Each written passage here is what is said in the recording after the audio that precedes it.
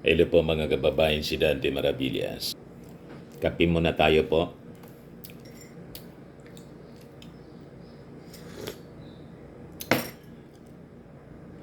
Breakfast muna tayo. Simple breakfast lang. Biscuit.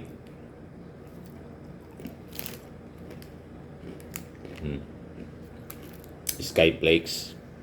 As you know, iyakan yung mga DDS. Denied kasi mga kababayan yung interim release plea ng abogado ni Digong, ni Kaufman. Hindi umobra mga kababayan yung kanilang petisyon, yung kanilang sigaw-sigaw na bring him home. Yan o.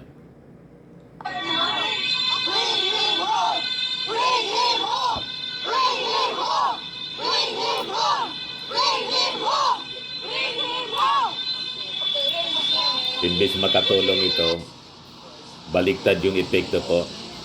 Kasi yung pinapakita nito na siging rally nila mga kababayan, pinipressure yung ICC, tiningnan nito ng ICC judges na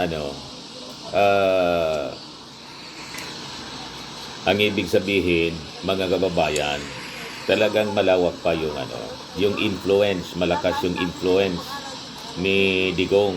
And so, pag pinagbigyan yung kanilang petisyon, mga kababayan, na i-release, interim release po, hindi nakakasiguro ang ICC na babalik pa si Digong. So itong mga activities nila na pinipressure yung ICC, imbis makatulong po, nakasama patuloy. You see? Ayaw nilang tumigil. Ituloy lang ninyo itong mga pinagagawa ninyo. Ang nangyayari po, lalong binabaon ninyo si Digong. Ayaw ninyong pagsabihan matitigas ang ulo ninyo kasi mayayabang kayo. At ginagamit pa nila yung mga prayer vigils.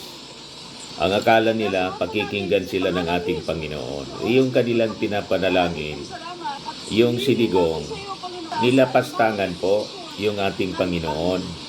Tinawag niyang stupid. Kaya itong mga panalangin nila, mga kababayan, hindi siyempre pakikinggan ng ating Panginoon. Yan o. Imbis makatulong po ito, hindi. Nakasaba pa. Yan kasi, hindi nakikinig sa sound advice. Matitigas ang ulo. Mga mayayabang kasi, mga arugante. Kaya sabi nga natin, ituloy lang ninyo yung pagmamayabang ninyo. Tuloy-tuloy din ang consequences ng kayabangan. Ito sila ngayon, iyakan.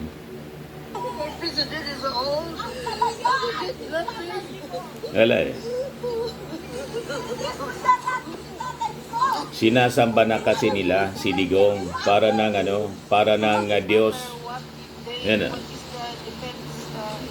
May revolto na yata na gustong ipagawa sila. Meantime, standing muna ang hawak-hawak nila. Next time yan, gagawa na sila ng revolto ni Digong. You see? So, imbis makatulong sila, pinahamak nila lalo si Digong. Dahil sa kanilang kayabangan, siyempre maiinis yung mga judges, yung mga taga-ICC. At ito ay isang prueba na malakas ang impluensya ni Digong, na kung pagbibigyan yung interim release, malamang hindi na po babalik.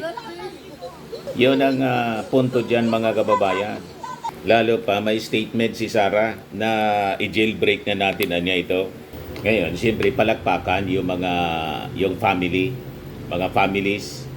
ng mga biktima ng EJK. Nanonood sila mga kababayan, tinanood nila yung reading ng pagbasa ng desisyon.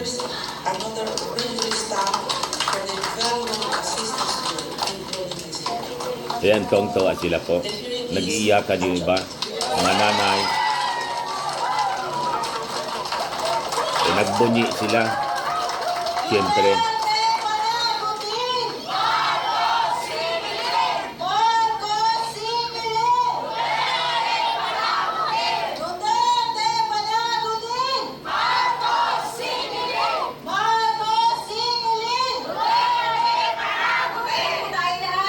Kaya lang, ang mali, mga kababayan, sa kanilang sigaw, Duterte panagutin daw, Marcos singilin.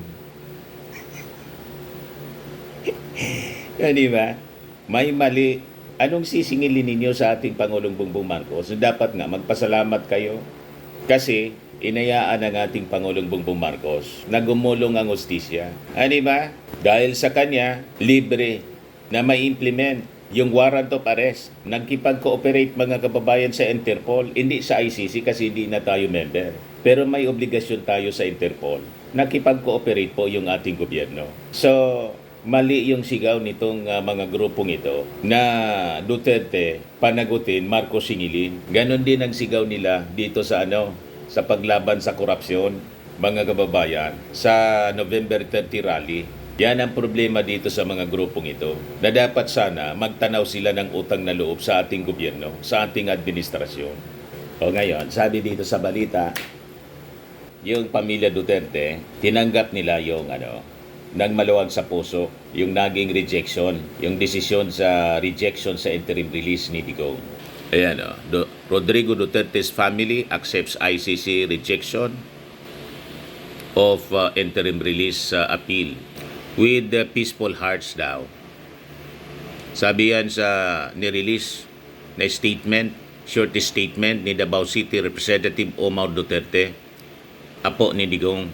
Sabi niya, we will continue to work with the defense team on the case and will keep supporting former President Rodrigo Duterte with our daily conversations.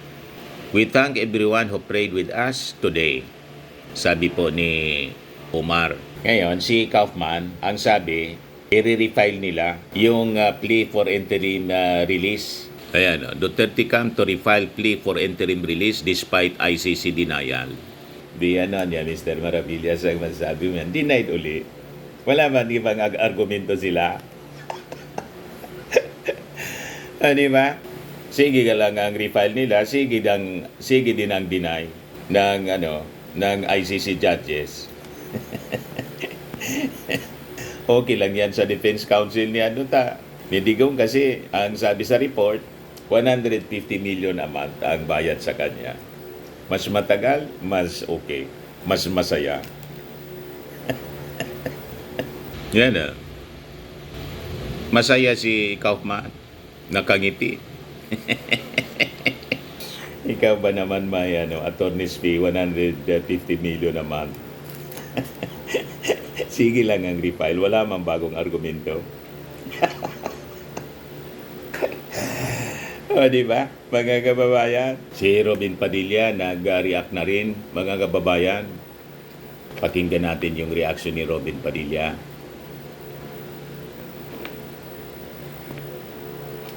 Yung reaction nyo lang po dun sa naging decision po ng ICC na i-deny yung request or yung motion for interim release na ni Daniel. Malungkot siyempre kasi tagal kong inantay yun eh. Medyo nakatutok nga ako sa TV kanina eh. Kaya nga ako umalis sa plenary sandali. Kaya ako, nanood ako, nagantay ako.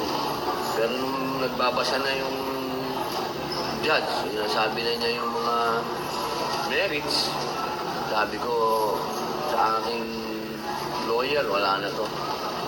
Malungkot na to. Malungkot, siyempre, depressed.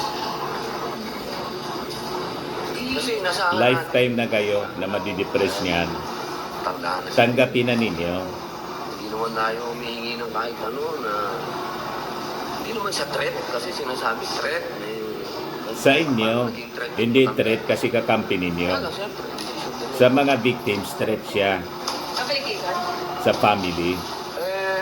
Sabi ng mga judges, kitang-kita naman po, lalo't napakasasama ng ugali ng mga supporters. Yan eh. Kaya kasi umayos kayo sa mga pag-ugali ninyo. About the Vice President, nagkausap po kayo kahapon. May sinabi po ba siyang plans to go to The Hague anytime soon?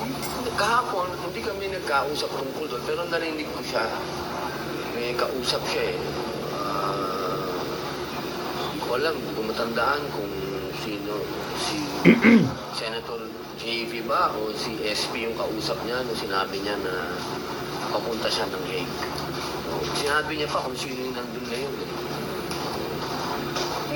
Thank you so much, Senator. Thank you. Thank you. Yung mga pagpunta-punta ninyo doon sa mga senador, si Amy Marcos, pumunta doon. Hindi pumupunta doon si Bongo. Pumunta ba doon si Bongo? Parang hindi ko matandaan pumunta doon si Bongo. Kuha na lang ninyo. I-share ninyo kung pumunta doon. Si Bato hindi talaga. Si Amy Marcos pumunta doon, hindi pinapasok. Itong mga pagbibisita ng mga senador, tulad ni Robin Padilla at ni Amy Marcos, imbis makatulong po ito, hindi. Kasi ang ibig sabihin po, talagang malawak yung impluensya. Lalo't walang tigil ang pagrarally nila, maisog rally, na ang pasimuno mismo, si Sara Duterte, nag-ikot sa iba-ibang bansa. Di ba po? So ito yung patunay. Mga kababayan, malakas ang impluensya ni Digong. Lalo't nag-resolusyon pa yung Senado. Ulitin pa ninyo na mag-resolusyon. Ang resolusyon ninyo strongly condemning the decision of the International Criminal Court for denying Digong of his plea for interim release. Malaking tulong yan sa pag-deny. Di ba? Ang titigas kasi ng ulo ninyo at ang yayabang ninyo eh. Hindi uubra yung kayabangan po ninyo sa ICC. Ibahin ninyo yung ICC.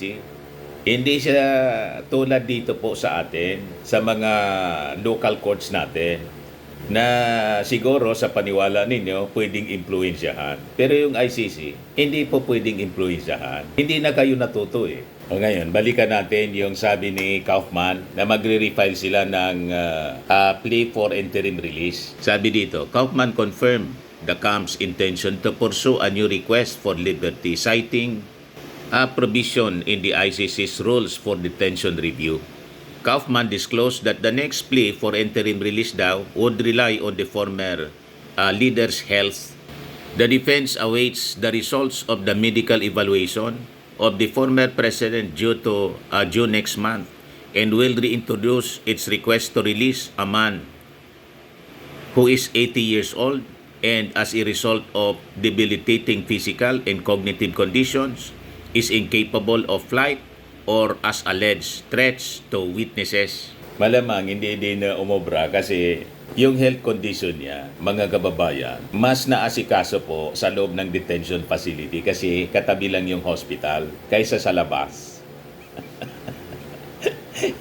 Di ba po, mga kababayan? At yung edad niya, sasabihin nila mga kababayan na hindi na threat kasi matanda na. Kahit matanda na po, pwede siya mag-utos eh.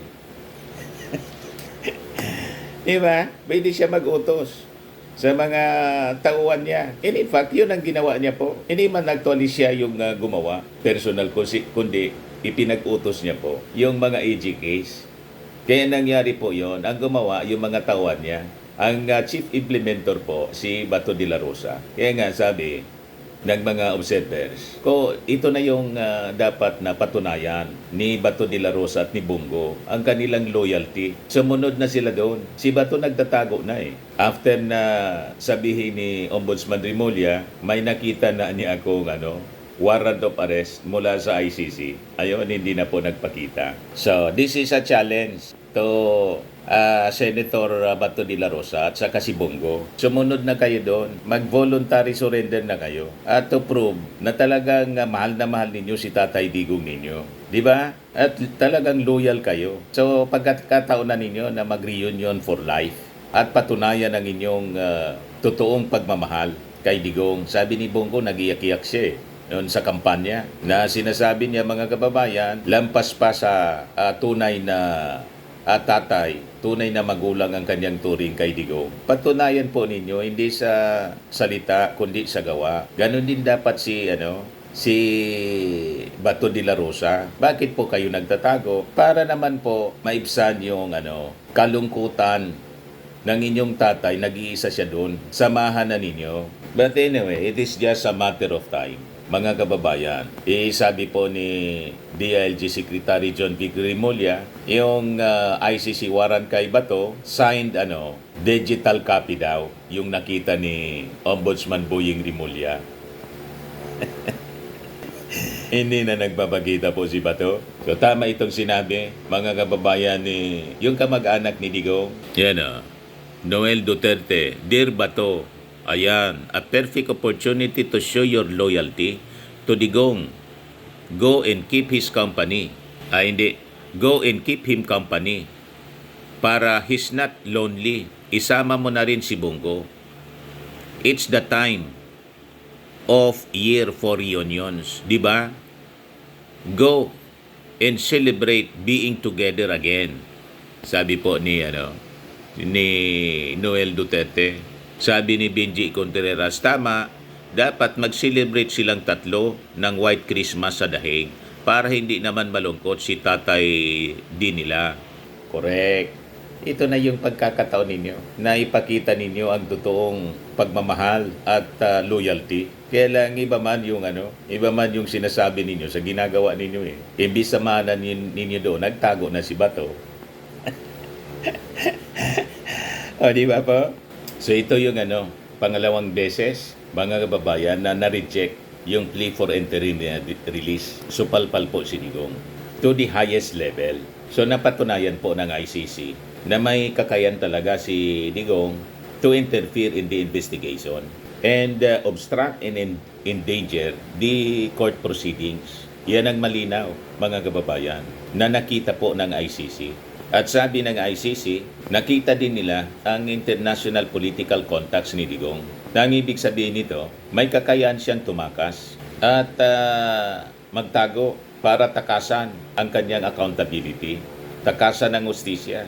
So nabigo din ang kampo ni Digong na mapatunayan na ang kanyang pagkakapiit sa ICC detention facility ay pagkakait sa kanya ng humanitarian considerations. So kahit na crimes against humanity ang kasong isinampa sa kanya kasi, pero European standard ang healthcare na ibinibigay po sa kanya. At hindi hamak na maganda po, complete amenities ang kulungan ng dating Pangulo. Kung i-compare mo po sa kulungan dito sa Pilipinas, yung detention facility ni Laila de Lima, malayong malayo po sa detention facility na kinalalagyan ngayon ni Digong. Kaya reject po yung interim release plea ng kanyang abogado. Yung ICC, mga kababayan, upholds the law to the highest standards.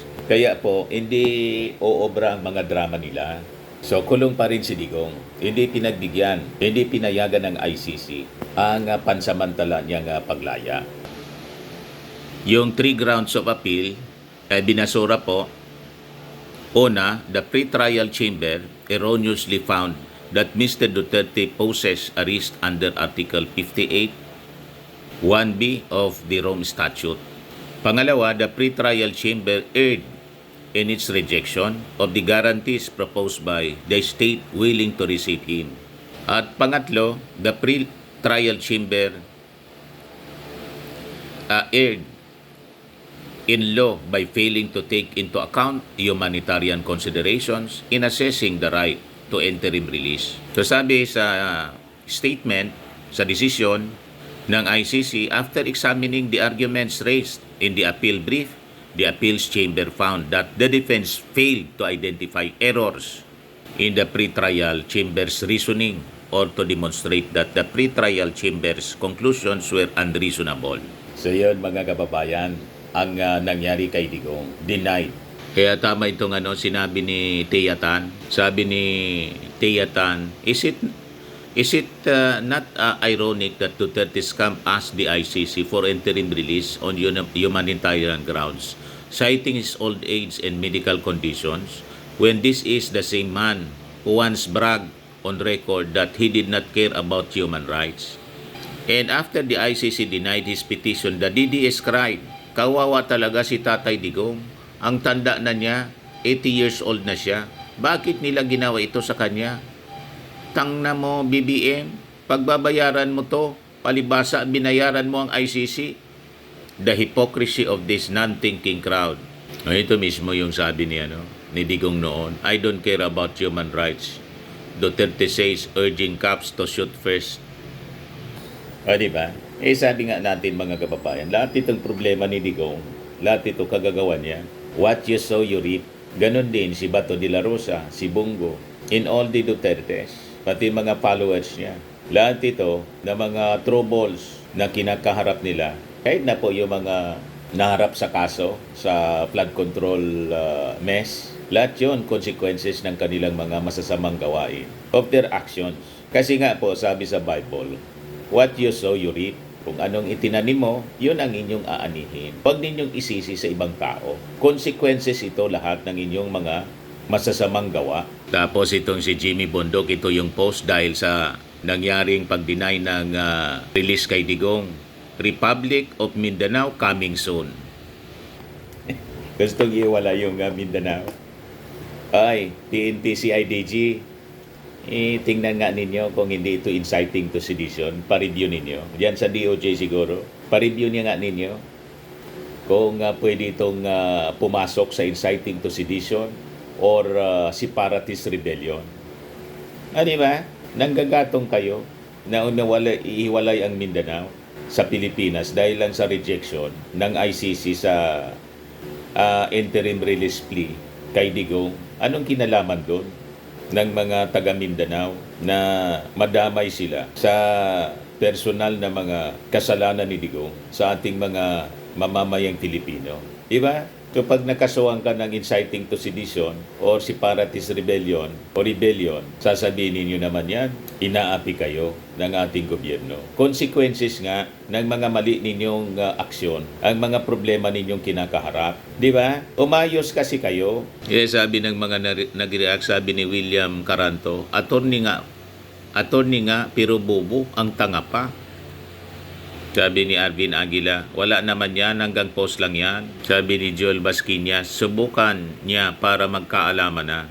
Sabi ni Maan Sien, wala na sa ayos ang utak ng mga didilis. Ano bang nangyari sa mga ito? Nadikit lang sa isang Duterting kampo ng impyerno. Sabi ni Joel Alejandro, ano naman yan naisip nyo? Sabi ni Chavez Mel, nakawala sa mental. Sabi ni Serendipity Lee, nang asar lang yan, lutang na attorney yan, kasi alam nilang talo sila.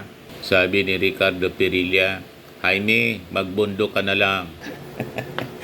Nangawala sila sa katinoan mga kababayan. Dinamay pa yung mga taga Mindanao.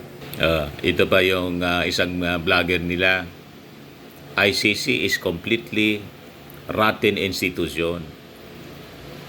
Kaya sabi ni Melchor Vergara, Dear ICC, as Duterte's trial progresses, remember what his supporters in Troll Army say about you. Ito mga post na to mga kababayan, nakakala nila hindi na monitor ng mga taga-ICC. Namomonitor siya na simple mga kababayan. Kaya nga po, base sa desisyon, hindi pinagbigyan ang interim release kasi napatunayan na malakas yung influensya niya sa mga mamamayan na pag siya pinagbigyan na ma-release, malamang hindi na po babalik. Gagamitin niya yung kanyang crowd para harangin yung mga authorities na magbabalik sa kanya para iharap sa sa trial. Nando na nga siya, mga kababayan sa ICC, hindi pa dumalo. hindi siya dumalo sa pagbasa ng desisyon. Nandun na siya. Ayaw makinig. Ang tigas ng ulo.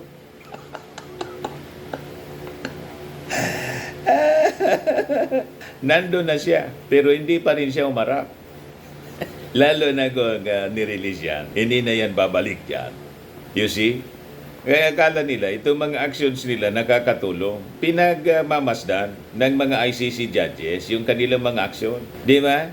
Sigurado, negative yung tingin ng mga ICC judges sa hindi pagharap ni Digong habang binabasa yung desisyon sa petition for interim release. Talaga niyang matigas ang ulo nito. Napakayabang. Ayaw humarap sa atin. Kasi nga po, hindi nila nire-recognize ang authority ng ICC.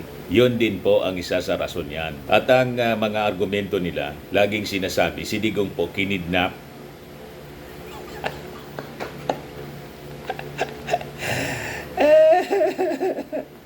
O, di ba? Lahat ito negative. ang implications. And malamang sa malamang, parte ito sa naging considerations sa pag-deny ng ICC sa interim release petition ni Kaufman. Yan naman si Kaufman po. Mas mahaba yung trial, mas mahaba yung proceedings, mas okay sa kanya kasi 150 million a month ang bayad sa kanya.